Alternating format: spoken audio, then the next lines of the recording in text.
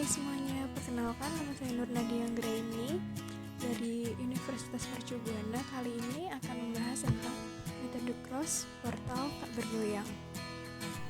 Nah, sebenarnya gimana sih cara menghitung metode cross ini? Pada prinsipnya, metode cross ini adalah pendistribusian momen yang tidak seimbang pada titik kumpul batang kekakuan.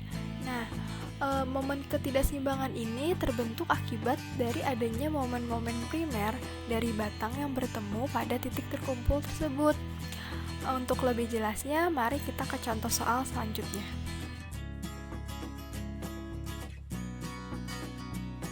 Dari soal tersebut, cara penyelesaiannya itu yang pertama, kita harus mengetahui sistem pembebanan pada struktur tersebut itu apa. Karena dengan mengetahui sistem pembebanannya apa, digunakan untuk mencari momen primer pada tabel momen primer. Nah, untuk pada soal ini, kita ada beban terbagi rata dan beban terpusat. Makanya pada batang AB itu beban terbagi rata. Makanya MAB sama dengan minus QL pangkat kuadrat per 12. Mengapa minus? Karena pada batang ujung A itu berlawanan dengan arah jarum jam. Dan untuk di seberangnya titik B itu positif karena searah dengan jarum jam. Begitu juga berlaku untuk momen di batang BC dan batang CB. Karena di batang BC itu bebannya terpusat, maka kita memakai rumus PA kuadrat kali B per L kuadrat. Selanjutnya yang kedua itu kita mencari faktor kekakuan balok.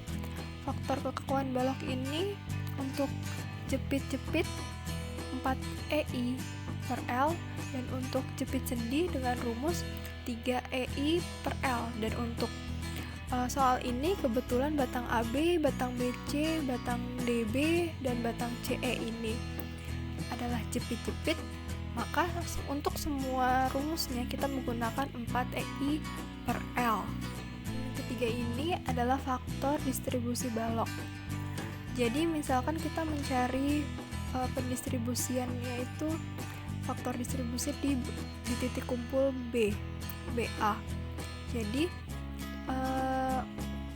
rumus yang dicari itu adalah seper yang dicari per batang apa aja sih yang ada di titik B.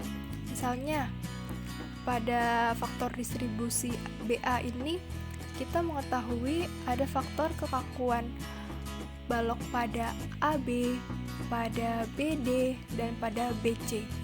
Seperti yang sudah saya tuliskan di sini, untuk BA ini faktor kekakuan AB per faktor kekakuan AB plus faktor kekakuan BC plus faktor kekakuan BD.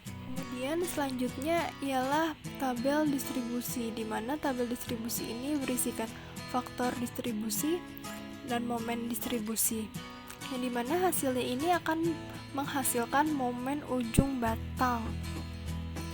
Oke, di sini ada beberapa titik kumpul A, B, C, D, E, dimana pada titik kumpul B dan C itu ada batang AB, batang BA, ada batang BA, ada batang BD, ada batang BC, dan pada titik kumpul C itu ada batang CB dan CE.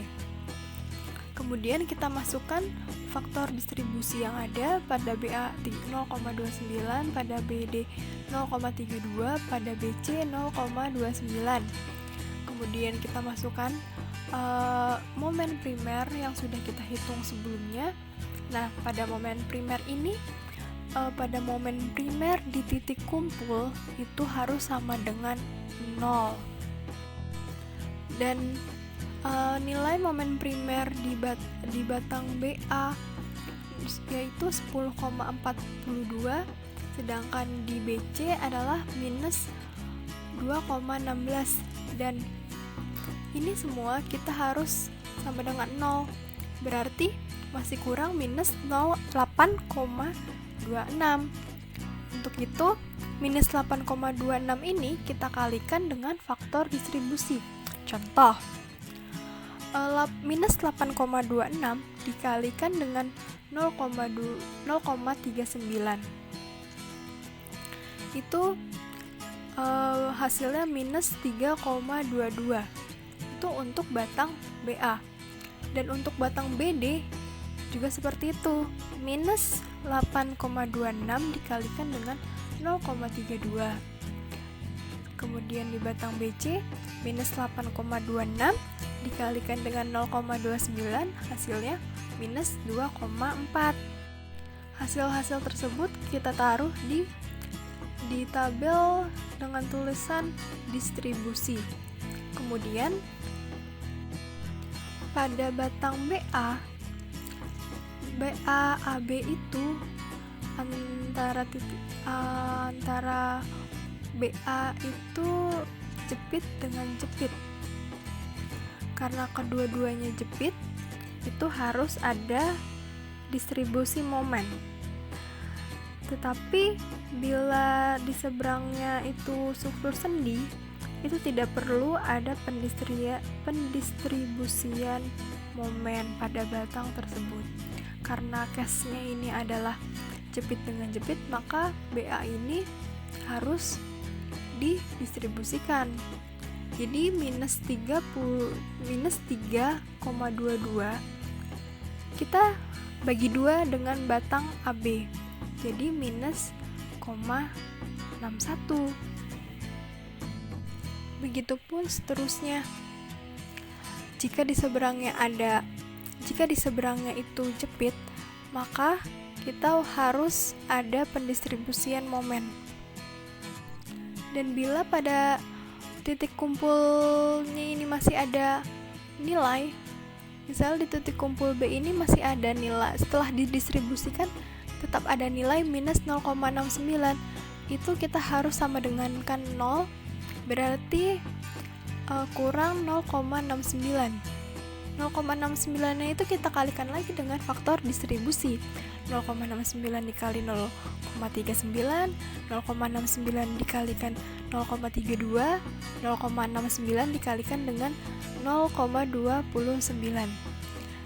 Dan kita distribusikan lagi ke momen-momen yang di seberangnya jepit. Begitu seterusnya sampai hasil akhirnya 0. Kemudian dari momen primer kita jumlahkan ke nilai-nilai distribusi yang sudah kita hitung. Kemudian dengan hasil akhir kita jumlahkan semuanya, dan hasil akhirnya itu kita bisa mendapatkan momen ujung batangnya.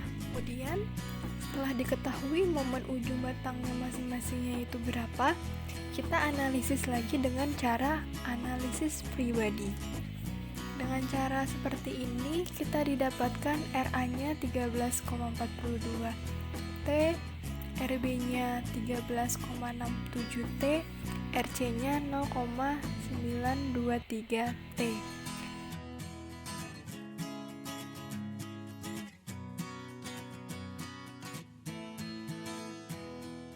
Setelah kita mengetahui nilai RA, nilai RB, dan nilai RC-nya, kita cari bidang momennya.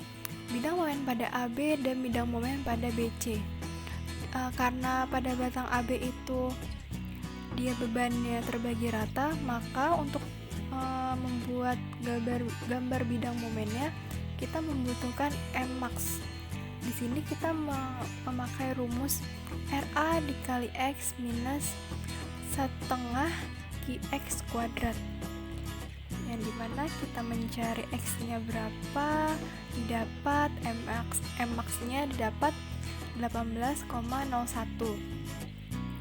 Kemudian pada batang BC-nya itu dengan pembebanan terpusat, maka MX-nya itu adalah RB dikali dengan X minus MBC, dan didapat hasilnya 35,72. Dan berikut gambar bidang momen. Selanjutnya kita mencari bidang lintang dan bidang normalnya. Setelah didapat, di DA itu sama dengan RA 13,42, sedangkan DX-nya itu adalah minus 11,58, DB-nya 2,09, DP-nya minus 0,91, dan di DC-nya itu 0. Dan didapat juga bidang normalnya itu NDB minus 2,533 dan NEC minus 0,366. Dan ini berikut gambar bidang lintang dan berikut gambar bidang normalnya.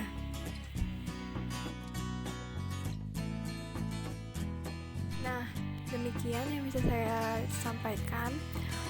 Kurang lebihnya mohon maaf, semoga materi kali ini masih bisa dipahami. Bila ada pertanyaan atau masukan lainnya bisa tolong tulis di kolom komentar. Terima kasih semuanya.